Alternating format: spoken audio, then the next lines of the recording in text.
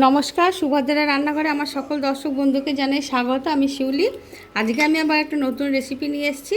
দেখো, আজকে আমি একটা পনিরের স্টার্টারের রেসিপি বানিয়ে দেখাবো। খুব হেলদি, যারা ডায়েট করছে তাদের জন্য ভালো এবং সকলের জন্য মন চাইলে এটা বানিয়ে তোমরা খেতে পারো। আমি কাঁচা লঙ্কা, ধনেপাতা দিয়ে দিলাম, এর মধ্যে একটু আদার টুকরো দিয়ে দিলাম, একটু কাজু বাদাম দিলাম। তোমরা চাইলে চীনা বাদামও দিতে পারো। ঠিক আছে, এবারে আমি এগুলোকে একটু মিক্সিতে পালস মুটে একটু ব্লেন্ড করে নিয়ে আসবো। দেখো, আমি এই মশলাটা পিষে নিয়ে চলে এলাম। এবারে এটাকে আমি ঢেলে নিচ্ছি। মশলাটা আমি নিয়ে নিলাম, একদম মিহি পেস্ট করিনি, দেখেছো তো, একদম দানা দানা হয়ে আছে। হ্যাঁ, এরকমভাবে পেস্ট করেছি। আর এবার এর মধ্যে কিছু জিনিস মেশাবো, সেটা হচ্ছে স্বাদ অনুযায়ী লবণ দেব অল্প করে, আর একটু গোলমরিচের গুঁড়ো মানে ব্ল্যাক পেপার দিয়ে দিলাম। আর আমি তো কাঁচা লঙ্কা দিয়েছি ওর সাথে। এবারে কী দেবো বলো তো, একটু গরম মশলা গুঁড়ো দিয়ে দিলাম, হোমমেড গরম মশলা গুঁড়ো। আর দেব তোমার একটু পাতিলেবু রস। আর এবার এটাকে আমি হাতে করে মেখে নেব। দেখো, আমি গ্যাসে প্যান বসিয়ে দিয়েছি। এবারে আমি একটু বাটার দেব। আমি এটাকে বাটারে শেখবো। এবার তোমরা চাইলে ঘি দিতে পারো, অলিভ অয়েল দিতে পারো এবং রিফাইন্ড অয়েলও দিতে পারো। তোমাদের কাছে যেটা অ্যাভেলেবেল তোমরা সেটাই দেবে। হ্যাঁ, ঠিক আছে।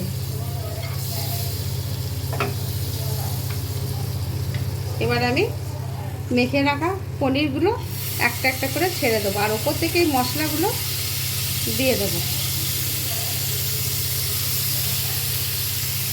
এটা কিন্তু অসম্ভব সুন্দর হয় খেতে। তোমরা এবার অবশ্যই বানাবে, বানিয়ে খেয়ে কিন্তু আমাকে জানাবে তোমাদের কেমন লেগেছে।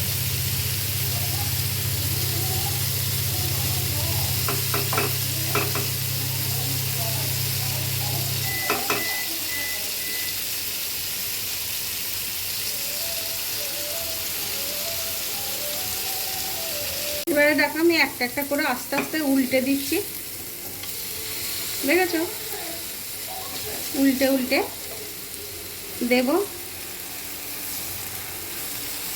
আহা, যা সেন্ট বেরোচ্ছে না, তোমাদের কি বলবো, অসম্ভব সুন্দর একটা সুগন্ধ বেরোচ্ছে।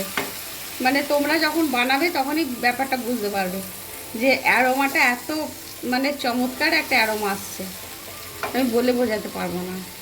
দিয়েছি, এবার উল্টো পিঠটা আমি এই মশলাগুলো লাগিয়ে দিচ্ছি।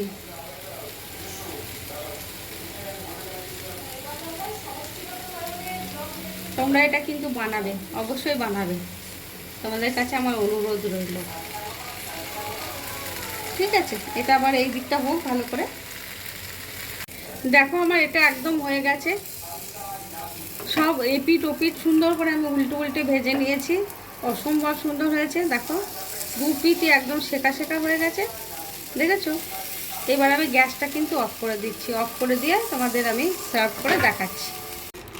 দেখো, আমার একদম পনিরের রেসিপি রেডি এবং সার্ভ করে দিয়েছি। আমি একটু ওপর থেকে চাট মশলা জাস্ট ছড়িয়ে দিলাম। এবার তোমরা এরকম শুধু শুধুও খেতে পারো, আবার চাইলে এর সাথে কোনো ডিপ নিয়ে খেতে পারো, গ্রিন চাটনি অথবা মেয়োনিজ, যার যেটা পছন্দ সেরকমভাবে খেতে পারো। কিন্তু আমি শুধু শুধুই খাবো এই চাট মশলা ছড়িয়ে। যাই হোক, তোমরা সবাই ভালো থেকো, আর অবশ্যই আমাকে কমেন্ট করে জানিও আমার এই রেসিপিটি তোমাদের কেমন লেগেছে। তাহলে আজকের মতো টাটা।